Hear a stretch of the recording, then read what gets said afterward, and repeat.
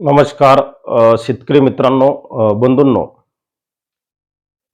आज 17 ऑगस्ट 2026.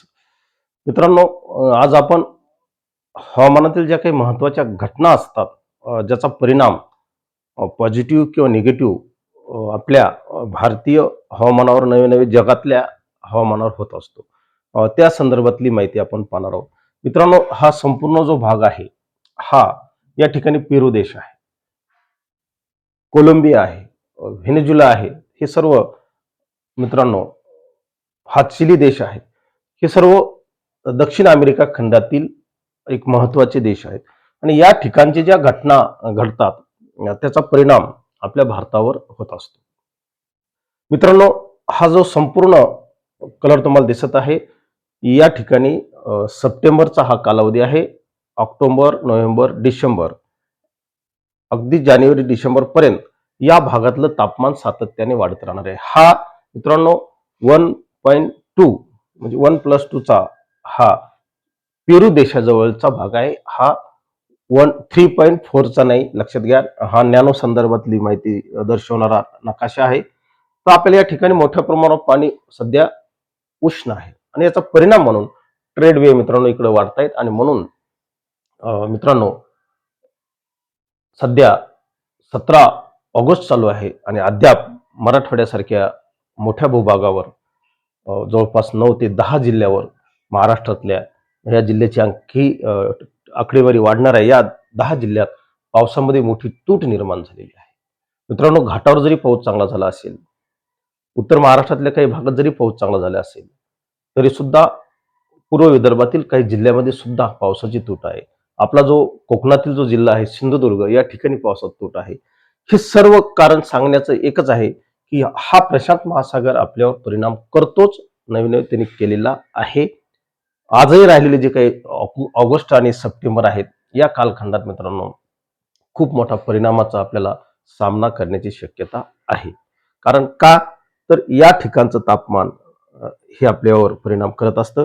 अगदी एकटं हेच तापमान नाही, तर त्याला इतरही घटक काही कारणीभूत असतात. या कालखंडात जर एखादी मोठी लो प्रेशर तयार झाली, तर आपल्याला ती चांगला पाऊस देऊन सुद्धा जाते. तर या तापमानातली आकडेवारी काय सांगते? मित्रांनो, जो अल निनो ऑक्टोबर नोव्हेंबर मध्ये सिंगेला पोहोचणार आहे, त्याचा मृत्यूची आपण वाट पाहतो. तो कधी मृत्यू होणार आहे आणि कधी या ठिकाणी लाल निना निर्माण होणार आहे, तिची माहिती आपल्याला पाहिजे, तिची आकडेवारी पाहिजे. त्यामुळे व्हिडिओ शेवटपर्यंत पहा. मी राजभाऊ उगले, राहणार कोठाळा, तालुका अंबड, जिल्हा जालना. मित्रांनो, त्या आकडेवारीची आपण डिटेल्स माहिती पाहू. मित्रांनो, हे 1+2चं पेरू देशावरील तापमान दर्शवणारा आलेख आहे. हा आलेख म्हणजे मित्रांनो, हा लगे अंतिम अंदाज आहे असं प्लीज समजू नका. हा अंदाज फक्त आपल्याला तिथपर्यंत घेऊन जातो काय होऊ शकतं, परंतु याला स्थानिक घटक सुद्धा कारणीभूत असतात पाऊस पडण्यासाठी. त्यामध्ये आयोडी घटक आहे, एमजीओ आहे. या घटकाचा सुद्धा भारतीय हवामानावर थेट परिणाम होत असतो.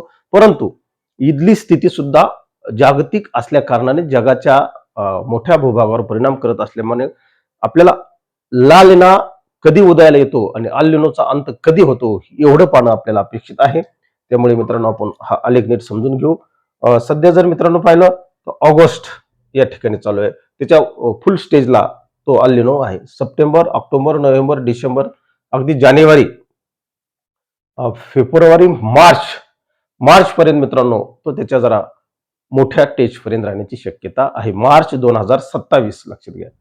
त्यानंतर मित्रांनो, एप्रिल आणि मे हा जर आपण कालखंड पाहिला तर तुम्हाला या ठिकाणी कलर दिसत असतील. हा निळा कलर दिसतो फिकट, म्हणजे थंड समुद्राचं तापमान दर्शवतो 5% आणि न्यूट्रल कंडिशन दिसते मित्रांनो त्या ठिकाणी 20%. म्हणजे लाल निनाचा मृत्यू मित्रांनो एप्रिल पासून अटळ आहे. अल निनोचा मृत्यू हा एप्रिल पासून अटळ आहे आणि ला निना उदयाला येत आहे. आणि ला निना जर उदयाला आला तर भारतासाठी पॉझिटिव्ह गोष्ट आहे. भारतातला 2027चा हंगाम मित्रांनो हा चांगला जाणार आहे, उत्तम जाणार आहे. त्यामुळे याची आपल्याला माहिती पाहणं अतिशय गरजेचे आहे. 20% न्यूट्रल आहे.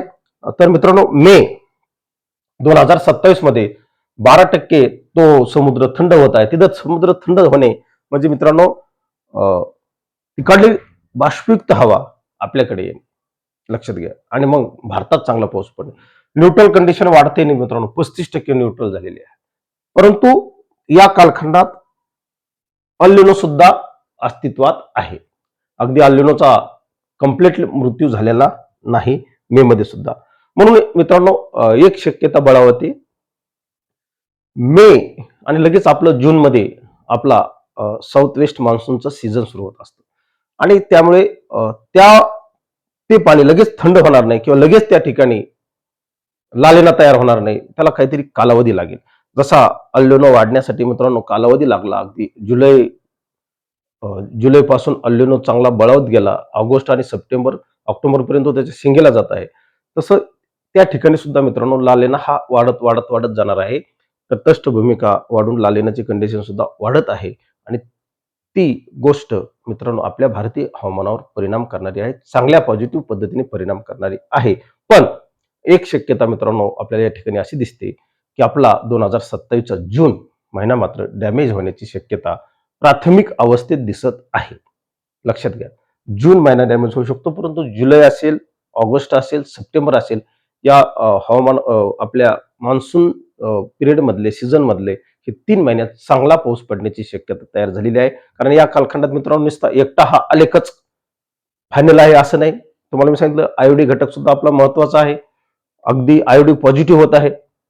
मित्रांनो आयोडी हा ऑक्टोबर, नोव्हेंबर, डिसेंबर, जानेवारीपर्यंत पॉझिटिव्ह आहे. त्यानंतर परत मित्रांनो तो तटस्थकडे जात असतो आणि त्या कालखंडात आयोडी पॉझिटिव्ह, एमजीओ फेज हे सर्व घटक आपल्या भारतीय हवामानावर परिणाम करतात, विशेषतः महाराष्ट्रावर परिणाम करतात आणि म्हणून 2027 मध्ये मित्रांनो महाराष्ट्रात चांगला पाऊस राहील हे आपल्याला या निमित्ताने सांगायचं आहे. आणि मित्रांनो एप्रिलमध्ये एप्रिलपासून एप्रिल मे पासून अल निनोचा मृत्यू अटळ आहे आणि त्याच्या मृत्यूची आपण वाट पाहत आहोत. तो जोपर्यंत मृत्यू पावत नाही आणि लालेना उदयाला येत नाही तोपर्यंत भारतात चांगला पाऊस, महाराष्ट्रात चांगला पाऊस होण्यासाठी साऱ्या गोष्टी अनुकूल होत नाहीत. एवढंच या निमित्ताने सांगतो. मित्रांनो हा अंदाज अंतिम नाही हे लक्षात घ्या. त्यामुळे भारतीय हवामानावर इतरही महत्त्वाचे काही घटक परिणाम करत असतात. त्याची माहिती आपण वेळोवेळी घेत जाऊ. एवढंच या निमित्ताने सांगतो आणि अधिक माहितीसाठी भारतीय हवामान खात्याला फॉलो करा. भारतीय हवामान खात्याच्या वेबसाईटला भेट द्या. माझा हा जो अंदाज आहे हा अनऑफिशियल आहे. कुठलाही ऑफिशियल नाही. कुठल्याही शेतकऱ्यांनी या अंदाजावर राहून आपल्या शेती पिकाचं नियोजन करू नये एवढीच विनंती या ठिकाणी करतो. कारण अंतिम अंदाजासाठी तुम्हाला भारतीय हवामान विभागालाच फॉलो करावं लागेल. एवढंच सांगतो. थांबतो. जय हिंद, जय महाराष्ट्र.